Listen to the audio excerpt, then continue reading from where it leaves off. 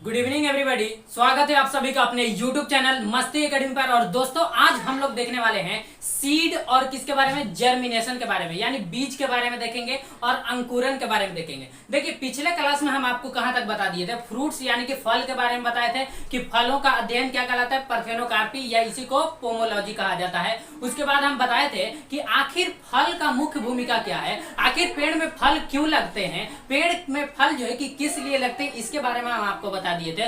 फिर हम आपको बताए थे कि फल जो होता है ये 3 टाइप का होता है। इसको फर्टिलाइजेशन के अनुसार, किसके अनुसार, फर्टिलाइजेशन, हम आपको बताए थे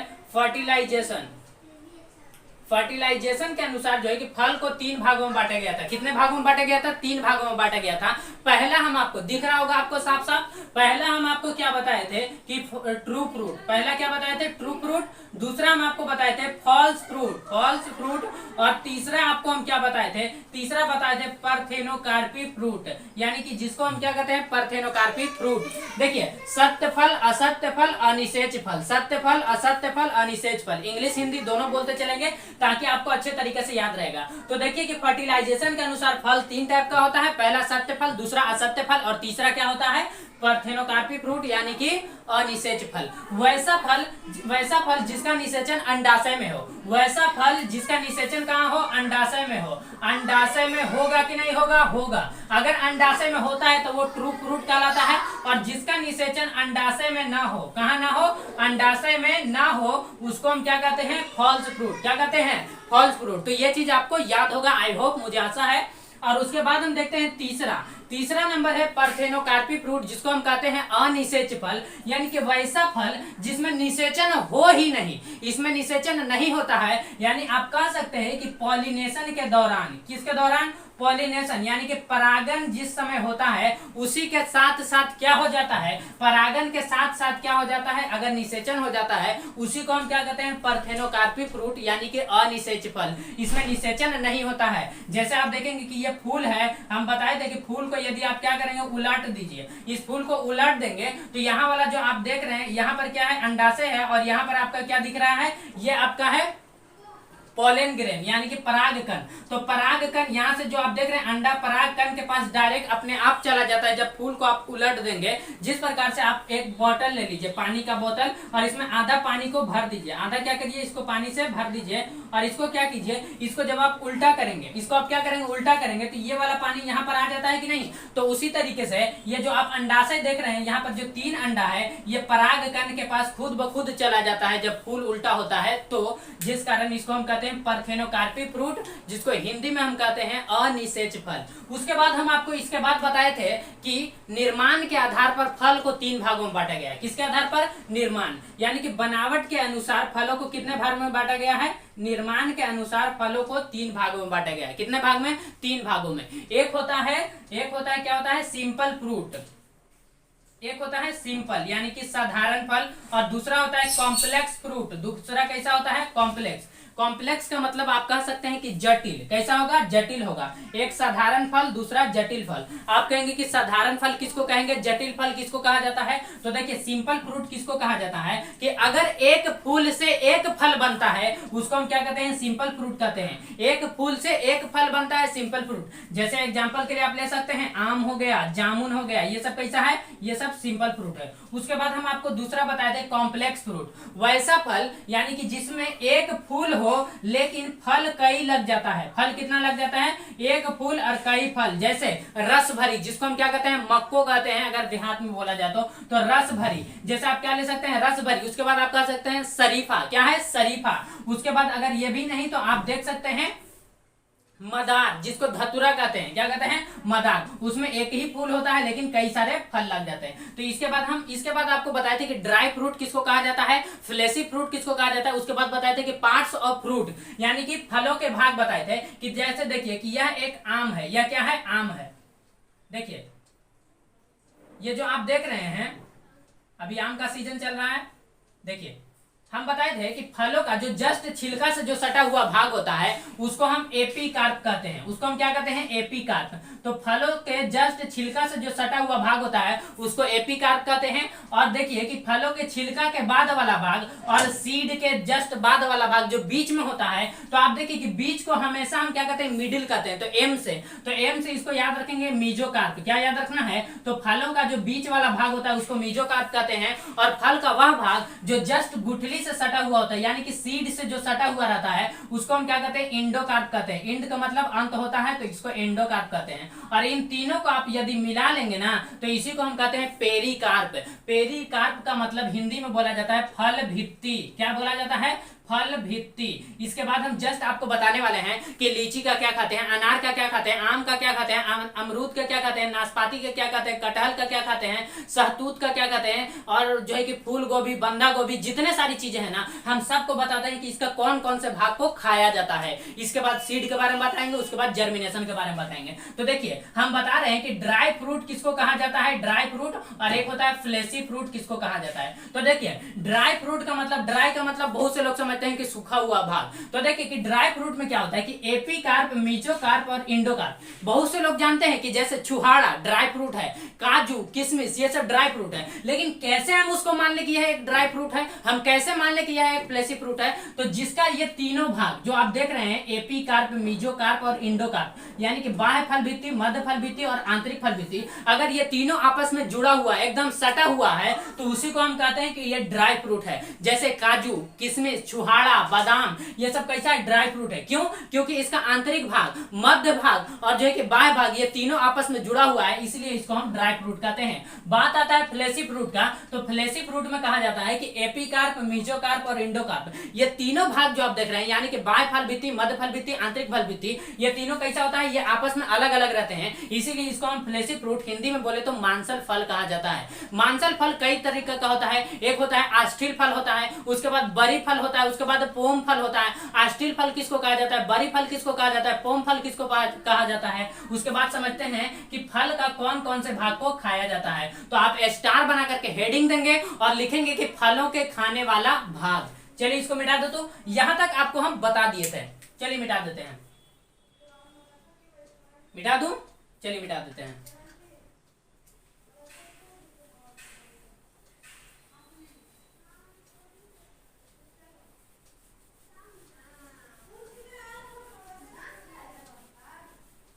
चलिए एकदम ध्यान से आपको देखना है। जितने भी अभी आम का मौसम है, जामुन का मौसम है, आम का कौन भाग को खाते हैं, जामुन के किस भाग को खाते हैं, बैर के किस भाग को खाते हैं, सारी चीजों को बताएंगे। और यहाँ अगर आप अच्छे तरीके से देख लेंगे ना तो आप जितने भी फल है ना, आप सारे फल का आप बता सकते हैं कि हम किस भाग को खाते हैं। तो देखिए स्टार बनाएंगे ऊपर में और लिखेंगे कि फलों का खाने वाला भाग।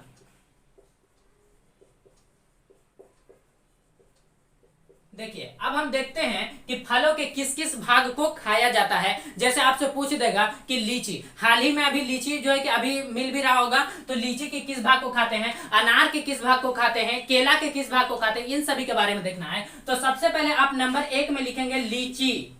क्या लिखेंगे? लीची। अब आपसे एग्जाम में सवाल पूछेगा कि लीची के किस भाग को खाया जाता है, तो देखिए आपको याद रखना है कि लीची का हम लोग एरिल खाते हैं। क्या खाते हैं? लीची का एरिल। आप कहेंगे सर इसको याद कैसे रखेंगे? जैसे आम वाला हम बता देंगे लीची में, लीची वाला बता देंगे आम में, तो इसको भी हम आपको बताते हैं। देखिए एरिल का कहने का मतलब यह होता है कि आपको याद रखना है कि एपीकार्प यानी कि बाह्य फल भित्ति, आप लीची को जब आप छुड़ाते होंगे, लीची का जब बाहर वाला जो भाग होता है जिसको बाह्य फल भित्ति कहते हैं, उसको आप छुड़ाते होंगे तो वो आसानी से हट जाता है कि नहीं। उसके बाद फिर उसको आप देखेंगे अंदर की ओर यानी कि मध्य फल भित्ति, उसको भी जब आप हटाते हैं तो वो बीज से जो सटा हुआ रहता है वो भी एकदम आसानी से हट जाता है। हटता है कि नहीं हटता? बिल्कुल हट जाता है। यानी कि आपको याद रखना है कि लीची का एपीकार्प, मीजोकार्प और इंडोकार्प, इन तीनों को आसानी से आप हटा सकते हैं। तो जिसको आप आसानी से हटा सकते हैं वो कौन सा है? लीची। तो लीची का जो वह कौन सा भाग है जिसको आप आसानी से हटा सकते हैं? एपीकार्प, मीजोकार्प और इंडोकार्प। आप इसको आसानी से हटा सकते हैं। तो लीची के किस भाग को खाते हैं? एरिल। लीची के किस भाग को खाते हैं? एरिल। देखिए आप 4-5 बार बोलिएगा ना एक ही बात को, आपको 100% याद हो जाएगा कि लीची का हम एरिल खाते हैं, लीची का एरिल। दूसरा नंबर आपसे सवाल पूछा जाएगा कि अनार के किस भाग को खाते हैं? अनार के किस भाग को खाया जाता है? तो देखिए आप लिखेंगे कि अनार। अनार में जब हम उसके बाह्य फल भित्ति को हटाते हैं तो अंदर देखते हैं तो वो सब बीज ही होता है ना, वो सब क्या होता है? बीज होता है। तो जब हम अभी इसके जस्ट बाद आगे पढ़ाने वाले हैं सीड यानी कि बीज के बारे में, तो बीज का 2 भाग होता है। एक होता है बाहरी भाग, जिसको हम एक होता है बाहरी भाग और दूसरा होता है आंतरिक भाग। दूसरा क्या होता है? आंतरिक भाग। तो आपको याद रखना है कि बीज का 2 भाग होता है। बाहरी भाग को हम टेस्टा कहते हैं, बाहरी भाग को क्या कहते हैं? टेस्टा। और आंतरिक भाग को टिग्मा कहते हैं। तो आपसे सवाल पूछा जाएगा कि आप बताइए कि अनार के आप किस भाग को खाते हैं? तो अनार आप देखेंगे, जैसे ये ले लीजिए अनार का दाना है, तो अनार का दाना ये आप बाहर वाला देखिए, और ये छोटा जो सादा कलर का होता है अंदर की ओर, तो बाहर वाला जो रेड रहता है, बाहर वाला जो आप रेड कलर का दिखते हैं, और अंदर वाला जो व्हाइट होता है, क्या होता है? व्हाइट होता है। आप जूस के लिए जाएंगे तो आपको क्या करेगा कि वो जूस जो देता है वो रेड कलर का ही देता है, लेकिन जो व्हाइट वाला होता है वो बैक साइड से क्या होता है? बाहर निकल जाता है। तो आपको याद रखना है कि अनार के हम टेस्टा खाते हैं, अनार के टेस्टा। आप कहेंगे कि इसको याद कैसे रखेंगे? तो हम आपको बताएं कि बीज का 2 भाग होता है, एक बाहरी भाग दूसरा आंतरिक भाग, और बाहरी भाग को हम टेस्टा कहते हैं जबकि आंतरिक भाग को टिग्मा। बीज का 2 ही भाग आपको याद रखना है, बाहरी भाग को टेस्टा कहते हैं, आंतरिक भाग को टिग्मा। तो हम अनार का टेस्टा खाते हैं यानी बीज का वो बाहरी भाग है, तो अनार का हम क्या खाते हैं? टेस्टा। तो आप लिख लेंगे अनार का क्या खाते हैं? टेस्टा। अनार का क्या खाते हैं? टेस्टा। आप लिख लेंगे एक ब्रैकेट में करके कि बीज का बाहरी भाग, बीज का बाहरी भाग, बीज का ये क्या है? बाहरी भाग है। इसके बाद आपसे सवाल पूछा जाएगा कि अमरूद का क्या खाते हैं? अमरूद के किस भाग को खाते हैं? अंगूर के किस भाग को खाते हैं? टमाटर के किस भाग को खाया जाता है? तो आप तीसरा नंबर में लिखेंगे अमरूद। देखिए गरीबों का सेब कौन सा है? अमरूद है। अमरूद हो गया, अंगूर हो गया, अमरूद, अंगूर। उसके बाद आप साथ ही साथ कह सकते हैं टमाटर। देखिए ये तीनों का आप एक साथ याद रख लेंगे कि अमरूद के किस भाग को खाते हैं?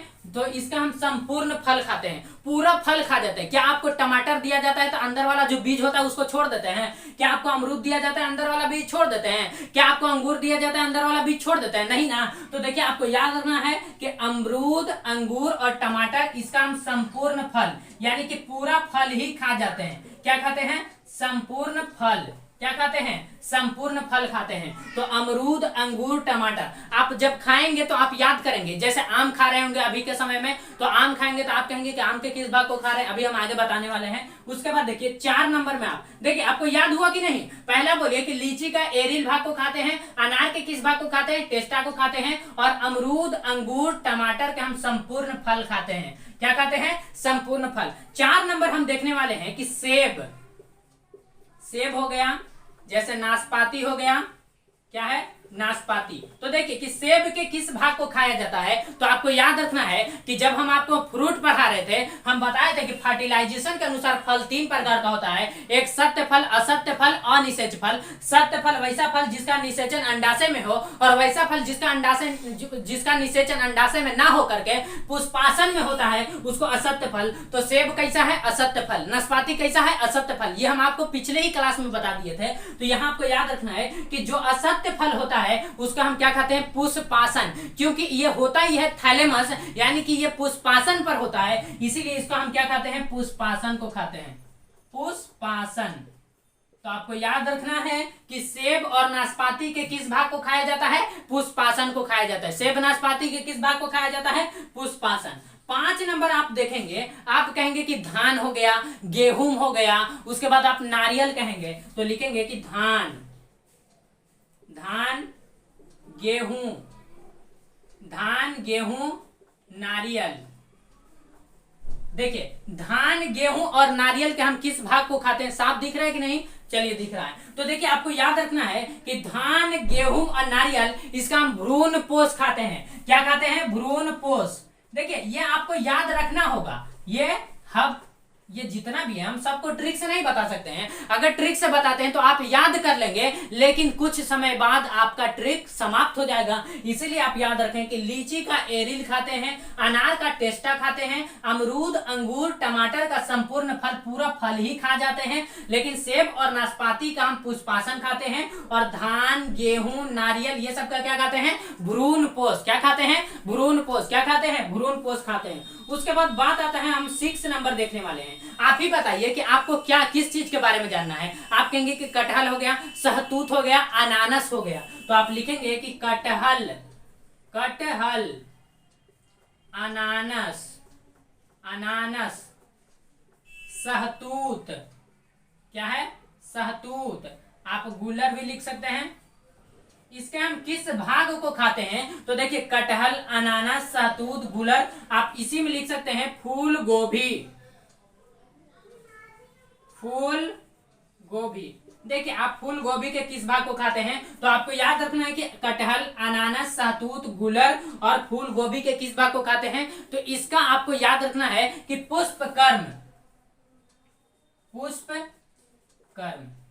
आप कहेंगे कि सर इसका हम कैसे याद रखेंगे कि पुष्पकर्म को खाते हैं? कैसे याद रखा जा सकता है? तो देखिए सबसे पहले आप रिपीट कीजिए कि लीची का एरिल खाते हैं, लीची का एरिल, अनार का हम टेस्टा खाते हैं, ये बाहरी भाग होता है बीज का, अमरूद का, अंगूर का, टमाटर का संपूर्ण फल खाते हैं, सेब, नाशपाती का पुष्पासन खाते हैं। देखिए ज्यादातर आपसे एग्जाम में जो सवाल पूछा जाएगा ना, वो सेब और नाशपाती से पूछा जाता है, क्योंकि सेब और नाशपाती यह एक असत्य फल है और इसका निषेचन जो है अंडाशय में ना होकर के कहां होता है? पुष्पासन में। इसीलिए हम इसका कौन से भाग खाते हैं? पुष्पासन।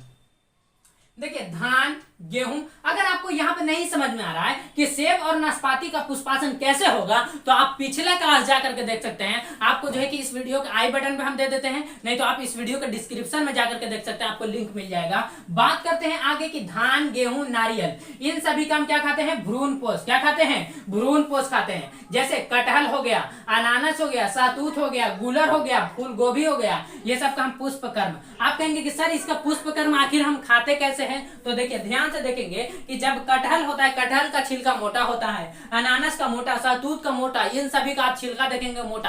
आप कहेंगे कि बंधा गोभी, वो भी क्या होता है? तो देखिए पुष्पकर्म कहने का मतलब होता है कि पुष्प का समस्त भाग, यानी कि फूल का जितना भाग, जैसे बाह्य दलपुंज, दलपुंज, थैलेमस, ये सब जब हम आपको बताए थे, कैलिक्स, कोरोला, ये सब बताए थे ना थैलेमस के बारे में, तो इन सभी क्या होता है कि ये आपस में जुड़ जाता है और वही जुड़ करके जो है कि ये बाहर का छिलका का निर्माण कर देता है, जिसके वजह से कटहल का छिलका मोटा हो जाता है, अनानास का छिलका मोटा हो जाता है, सहतूत का छिलका मोटा हो जाता है। ये सब किसके कारण? तो इसीलिए इसका हम क्या खाते हैं? पुष्पकर्म को खाते हैं। किसको खाते हैं? पुष्पकर्म को खाते हैं। अब बात करते हैं कि जैसे आप पूछेंगे कि सर बताइए कि जैसे मौसम्मी हो गया, मौसम्मी हो गया, संतरा हो गया, मौसम्मी, संतरा, नींबू, इन सभी का हम क्या खाते हैं? तो आपको याद रखना है कि जितने भी जूस हम बना करके पीते हैं, जैसे मौसम्मी को हो गया, जैसे मौसम्मी हो गया, संतरा हो गया और नींबू, यानी कि जो खट्टे फल हैं, खट्टे फल जो हैं मौसम्मी, संतरा, नींबू, कहां पर लिख दें? यहां पर आपको दिख रहा है, यहां तक नीचे में यहां पर लिख देते हैं 7 नंबर। 7 नंबर में आपको याद रखना है मौसम्मी, मौसमी लिख दे रहे हैं, संतरा, नींबू, इन सभी का हम क्या खाते हैं? देखिए इन सभी में जो रस भरा हुआ रहता है, किसमें रहता है? एक रेशा में भरा हुआ रहता है। इन सभी का रस किसमें भरा रहता है? एक रेशा में भरा रहता है। इसीलिए हम याद रखेंगे कि रेशेदार रोम, रेशेदार रोम, या इसी को आप लिख सकते हैं, यहां ब्रैकेट में करके लिख लीजिए, juicy hair, juicy hair. Hair का मतलब तो बाल होता है, तो इसके अंदर बाल ही के समान होता है। तो आपको याद रखना है कि मौसमी, संतरा, नींबू, इन सभी का हम क्या खाते हैं? रेशेदार रोम खाते हैं, यानी कि जूसी हेयर। तो ये था कि फलों का खाने वाला भाग। अब आप जो है कि इस तरीके से जितने भी फल हैं, जितने भी सब्जियां हैं, आप अंदाजा लगा करके आप अब खुद से बता सकते हैं कि हम इस फल का कौन से भाग खाते हैं। अच्छा हाँ, एक तो छूट ही गया, आम फलों का राजा है। 8 नंबर यहां पर आप लिखेंगे, 8 नंबर आम। आम के किस भाग को खाते हैं? तो इसका मध्य फल भित्ति, मध्य फल भित्ति दिख रहा है कि नहीं? चलिए दिख रहा है, नहीं दिख रहा है तो आप लोग लिख लेंगे। चलिए ये है मध्य फल भित्ति, नहीं दिख रहा है ना। चलिए आम के किस भाग को खाते हैं, मध्य फल भित्ति। आम के किस भाग को खाते हैं, मध्य फल भित्ति। आप लोग लिख लेंगे। अब हम बढ़ते हैं आगे और आप हेडिंग डालेंगे, स्टार बना करके लिखेंगे सीड, ऊपर में हेडिंग दीजिए। चलिए अगर इसको अगर नोट डाउन नहीं किया तो वीडियो को पॉज करके स्क्रीनशॉट ले लीजिए। बढ़े आगे, चलिए बढ़ जाते हैं। सीड,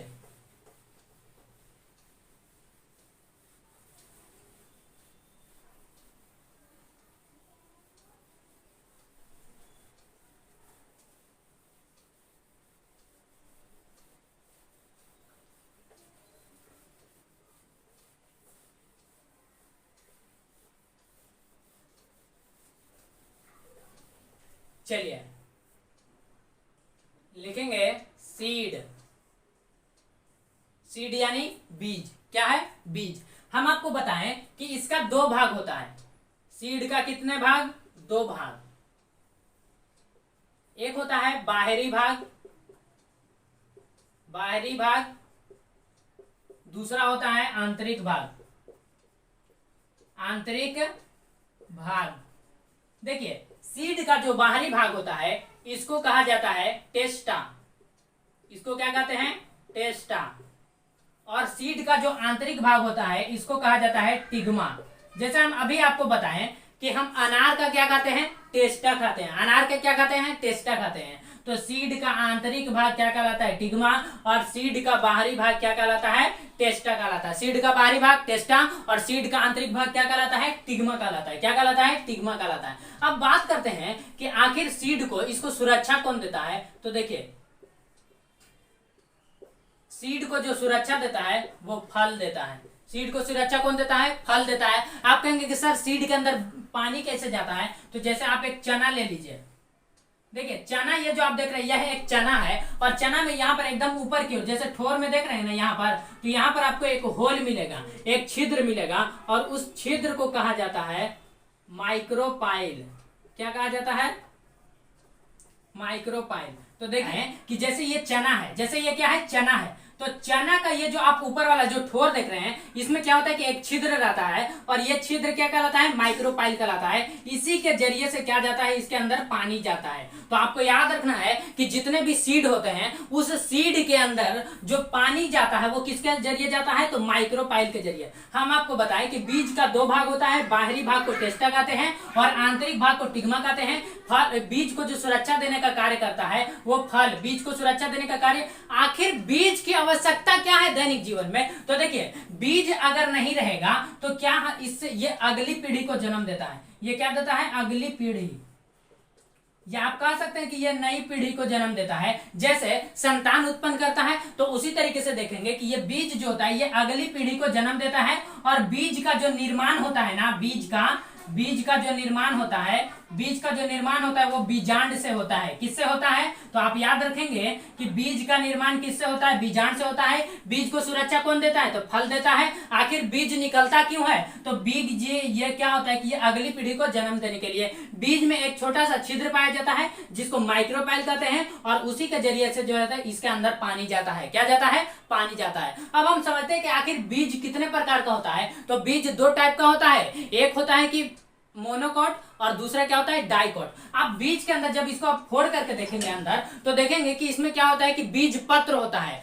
क्या होता है, बीज पत्र, जिसको हम सीड कॉट कहते हैं। और सीड कॉट दो प्रकार का होता है, एक मोनोकॉट होता है और दूसरा डाइकॉट होता है। एक बीजपत्री, द्विबीजपत्री। इसको मिटा दूं, चलिए इसको मिटा देते हैं। आप लिख लेंगे कि बीज का दो भाग, एक बाहरी भाग जिसको टेस्टा कहते हैं, आंतरिक भाग जिसको टिग्मा कहते हैं। बीज को सुरक्षा देता है फल, बीज को सुरक्षा देने का कार्य कौन करता है, फल करता है। आखिर बीज का आवश्यकता क्या है, तो बीज ये अगली पीढ़ी को जन्म देता है। बीज का निर्माण किससे होता है, तो बीजांड से होता है। बीज के अंदर पानी किससे जाता है, यानी कि एक छिद्र होता है जिसको माइक्रोपाइल कहते हैं। और माइक्रोपाइल के जरिए ही बीज के अंदर पानी जाता है। जैसे आप एग्जांपल के लिए चना देख सकते हैं। ये जो चना का जो आप बाहर वाला जो छिलका देख रहे हैं वो क्या कहलाता है, हाँ, सीड के ऊपर जितने भी आप सीड देखेंगे सब सीड के ऊपर एक जो होता है कि एक पतली झिल्ली पाई जाती है जिसको हम कवर कहते हैं। और उस कवर को जब हटाएंगे उसको दो पार्ट में अंदर देखेंगे तो उसके अंदर आपको क्या मिलेगा कि बीज पत्र मिलेगा, जिसको हम क्या कहते हैं, बीज पत्र, सीड कॉट। इसको मिटा दूं, चलिए इसको मिटा देते हैं।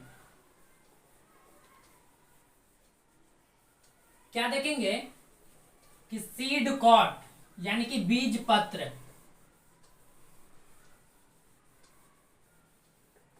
सीड कॉट, सीड कॉट, बीज पत्र क्या कहते हैं? बीज पत्र। एक होता है एक बीज पत्री, एक बीज पत्री। दूसरा होता है द्विबीज पत्री, द्विबीज पत्री। इसको अंग्रेजी में मोनोकॉट कहते हैं। मोनो का मतलब एक होता है और इसको कहते हैं डाइकॉट। डाई का मतलब दो। देखिए ये होता है मोनोकॉट और ये होता है डाइकॉट। Monocot, dicot. मोनोकॉट को हिंदी में क्या कहते हैं? एक बीज पत्री। और ये कैसा होता है? दो बीज पत्री। ये कैसा होता है? दो बीज पत्री। जब हम आपको पत्ती पढ़ाए थे, याद कीजिए, अगर आपका नहीं याद आ रहा है तो आप जा करके इसमें इस वीडियो के आई बटन पे आप जा करके देख सकते हैं, नहीं तो इस वीडियो के डिस्क्रिप्शन में आपको लिंक मिल जाएगा कि किसका, पत्ती के बारे में। तो देखिए हम जब पत्ती पढ़ा रहे थे तब हम आपको बताए थे कि पत्तियों को शिरा विन्यास के अनुसार पत्तियों को दो भागों में बांटा गया था। एक था समांतर शिरा विन्यास, एक कैसा था? समानांतर शिरा विन्यास, और जिसको एकांतर भी कहते हैं। क्या कहते हैं? एकांतर शिरा विन्यास। और दूसरा था जालिकावत शिरा विन्यास। कैसा था? जालिकावत शिरा विन्यास। हम आपको बताए थे कि समांतर शिरा विन्यास यानी कि समानांतर या एकांतर शिरा विन्यास, और दूसरा कैसा है? जालिकावत शिरा विन्यास। जालिकावत शिरा विन्यास हम बताए थे कि ये साइज में छोटी होती है, जैसे आम का पत्ती, जामुन का पत्ती, ये सब ले सकते हैं। लेकिन समानांतर शिरा विन्यास की जो पत्ती होती है ये लंबी होती है। कैसी होती है? तो आप लिखेंगे कि यह कैसी होती है? लंबी होती है। कैसी होती है? लंबी होती है। आपको याद रखना है कि जो छोटी लंबी होती है ये कैसा होता है? ये समानांतर, एक दूसरे के समानांतर। जैसे केला का पत्ती ले लीजिए, जैसे ये देखिए ये है केला का पत्ती, तो केला का पत्ती में इसमें जो शिरा विन्यास होता है ये एक दूसरे के कैसा होता है? समानांतर, पैरेलल होती है। कैसी होती है? पैरेलल होती है। तो ये है आपका केला का पत्ती, किसका है? समानांतर शिरा विन्यास ये है। उसके बाद देखिए कि जालिकावत शिरा विन्यास ये छोटी होती है, और इसका शिरा विन्यास जो आप देखेंगे कि जालिकावत होता है। कैसा होता है? जालिकावत। एग्जाम्पल के लिए आप ले सकते हैं कि आम की पत्ती, किसकी पत्ती ले लेंगे? आम की पत्ती। जैसे देखिए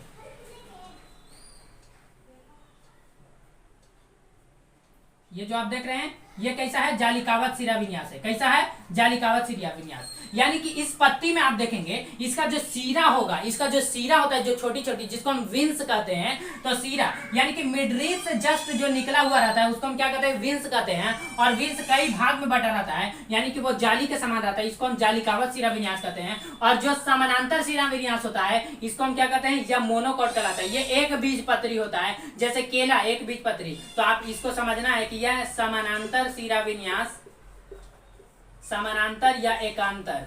कैसा? एकांतर शिरा विन्यास।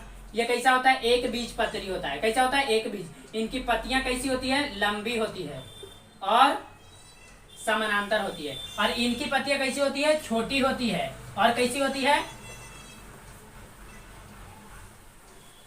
इनकी पत्तियां कैसी होती है? लंबी होती है। इसमें आपको लिखना है जालिकावत, जालिकावत, और ये छोटी होती है। कैसी होती है? छोटी होती है। ये लंबी होती है और ये छोटी होती है। इसमें आप एग्जांपल के लिए आप लिख सकते हैं केला, इसमें आप एग्जांपल के लिए ले सकते हैं जैसे आम हो गया। ये सारी चीजें आपको याद रखना है। तो ये था आपका सीड के बारे में। अब यहाँ तक आपका सीड, इससे ज्यादा आपसे सवाल नहीं पूछेगा। अब हम लोग देखने वाले हैं किसके बारे में? जर्मिनेशन। देखिए हालांकि आपको जर्मिनेशन में ज्यादा कुछ नहीं जानना है, इसीलिए यहीं पे बता देते हैं। देखिए जर्मिनेशन का मतलब होता है कि अंकुरन। जर्मिनेशन का मतलब क्या होता है? अंकुरन। इसको हिंदी में कहते हैं अंकुरन। तो देखिए जर्मिनेशन आखिर हम किसको कहेंगे? तो आपको याद रखना है कि वैसा, देखिए अगर आप सो करके जग जाते हैं ना, तो सो करके और जस्ट आप उठे हैं ना, उसी को जर्मिनेशन कहा जाता है। जैसे सुतल थे तो सूत कर उठ जाना, उसी को क्या कहते हैं? जर्मिनेशन कहलाता है। जैसे जब बीज हमारा क्या होता है कि निष्क्रिय अवस्था में होता है, निष्क्रिय अवस्था, निष्क्रिय अवस्था में रहता है, और निष्क्रिय अवस्था से ये किसमें आ जाए? सक्रिय अवस्था में। किसमें आ जाए? सक्रिय अवस्था में। तो अगर निष्क्रिय अवस्था से सक्रिय अवस्था में आ जाता है उसी को हम जर्मिनेशन कहते हैं, यानी कि सुत करके उठ जाना, सुत करके उठ जाना। जैसे ये लेटा हुआ है, सोया हुआ है, तो सुतल है, तो उसको हम क्या कहेंगे कि ये निष्क्रिय अवस्था में है। और अगर जाग गया, यदि उठ जाता है, तो इसी को हम कहते हैं कि यह सक्रिय अवस्था में आ गया है। तो सुत करके उठ जाना ये क्या कहलाता है, आपका जर्मिनेशन कहलाता है। यानी आप देख सकते हैं कि जैसे मान लीजिए कि यह क्या है कि मूंगफली है, ये मूंगफली का बाहर वाला कवर है और अंदर आप देख सकते हैं कि यह बादाम है। ये कैसा है, बादाम है। तो देखिए इसमें क्या होता है कि माइक्रोपाइल होता है, ठोर के पास यहाँ पर क्या होता है, माइक्रोपाइल, और इसी के जरिए आप क्या करेंगे कि इसमें पानी चुला दीजिए, इसमें पानी। तो जैसे ही पानी आता है, अभी तो इसके अंदर जो बीज है, अभी तो इसके अंदर जो आप देख सकते हैं जो बादाम है वो सोया हुआ है, यानी कि निष्क्रिय अवस्था में। जैसे ही पानी इसके पास पहुंचता है ये सक्रिय हो जाता है। अरे क्या हुआ, इसको पता चलता है, तो इसके अंदर आ गया, क्या आ गया, पानी। तो पानी आता है, तो जैसे पानी आता है ये सक्रिय अवस्था में। जैसे आप सोया हुआ रहेंगे, सोए रहेंगे, और आपके ऊपर यदि कोई पानी चुला दे, क्या करे, पानी चुला दे, तो आपको क्या लगेगा कि आप निष्क्रिय अवस्था में थे और आप अचानक से जाग जाएंगे, यानी कि अचानक से आप सक्रिय अवस्था में आ जाएंगे। तो इसी में क्या होता है कि अचानक से जब ये सक्रिय अवस्था में आता है तो इससे स्प्राउट निकलने लगते हैं। क्या निकलने लगता है, स्प्राउट निकलने लगता है। यानी आप कहेंगे कि सर स्प्राउट निकलेगा कहां से, तो जहां पर आप माइक्रोपाइल देखे हैं ना, जिसके जरिए से पानी गया था अंदर, उसी के जरिए से स्प्राउट बाहर निकलता है। तो हम कहते हैं कि चना अंकुर गया है। तो इसको अंकुरने के लिए 4 चीज का होना जरूरी है। अगर 4 चीज नहीं होगा तो आप अंकुर नहीं सकते। जैसे नंबर 1 तापमान का होना जरूरी है, तापमान क्या होना चाहिए, तापमान। नंबर 2 आपको याद रखना है कि नमी का होना जरूरी है, नमी होना जरूरी है। और नंबर 3 आपको याद रखना, नमी को आर्द्रता कहा जाता है, नमी को क्या कहा जाता है, आर्द्रता। और नंबर 3 आप कहेंगे कि सर वायु भी तो चाहिए, तो हाँ वायु का भी होना जरूरी है। तो आप तापमान देख लीजिए, नमी देख लिए, आर्द्रता देख लिए, वायु देख लिए, इन सारी चीजों का होना जरूरी है। आप कहेंगे कि सर इसमें क्या प्रकाश चाहिए, तो इसको प्रकाश की जरूरत नहीं है। इसको प्रकाश चाहिए, नहीं चाहिए। क्या इसको जो है कि मिट्टी चाहिए, नहीं चाहिए। क्या इसको किसी प्रकार का खाद्य पदार्थ की जरूरत है अंकुरन के लिए, तो नहीं। तो आपको याद रखना है कि जर्मिनेशन का मतलब होता है कि निष्क्रिय अवस्था से सक्रिय अवस्था में आ जाना ही जर्मिनेशन कहलाता है। यानी कि कोई सोया हुआ है, उस पर आप पानी डाल दें तो वो अचानक से उड़ जाता है, यानी वो सक्रिय अवस्था में आ गया है, उसी को जर्मिनेशन कहते हैं। इसको होने के लिए 4 चीजों का होना जरूरी है, टेम्परेचर चाहिए और जो है कि नमी चाहिए। जैसे देखिए आप कहेंगे कि सर धूप इसको नहीं चाहिए। धूप और प्रकाश में अलग होता है। धूप जो टकरा करके हमारे घर के अंदर आता है वो धूप है, लेकिन जो डायरेक्ट आता है उसको हम प्रकाश कहते हैं। तो आपको याद रखना है, जो डायरेक्ट आता है उसको प्रकाश नहीं कहते, जो डायरेक्ट आता है उसको धूप कहते हैं, और जो टकरा कर आता है उसको हम क्या कहते हैं, प्रकाश कहते हैं। तो आपको याद रखना है कि माइक्रोपाइल के जरिए पानी अंदर आता है और इसी के जरिए क्या होता है कि स्प्राउट बाहर निकलते हैं। तो ये था आपका जर्मिनेशन। और कल के क्लास में हम देखेंगे न्यूट्रिशन के बारे में। तो मिलेंगे नेक्स्ट क्लास में। आज के लिए इतना ही सही, तब तक के लिए जय हिंद।